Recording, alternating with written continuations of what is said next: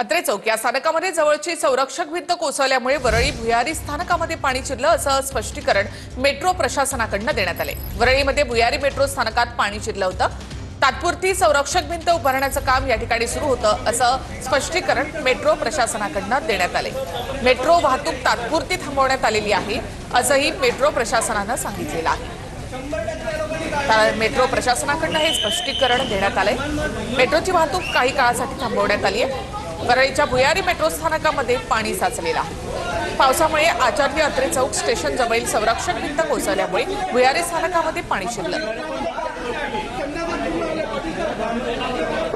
एक बाब लक्षात घेतली पाहिजे, या स्थानकाचं अद्याप काम पूर्ण झालेलं नाही असं मेट्रो प्रशासनानं स्पष्ट केलं।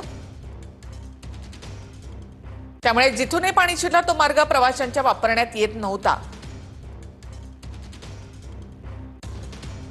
स्थानकाचं अपूर्ण काम येत्या 3 महिन्यांमध्ये पूर्ण करण्यात येईल असं स्पष्टीकरण मेट्रो प्रशासनाकडून देण्यात आलंय।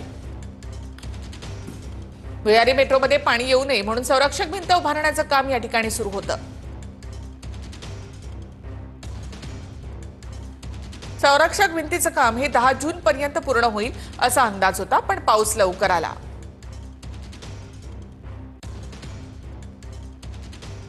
खबरदारीचा उपाय म्हणून वरळी ते आचार्य अत्रे चौक मेट्रो वाहतूक तात्पुरती थांबवण्यात आली आहे।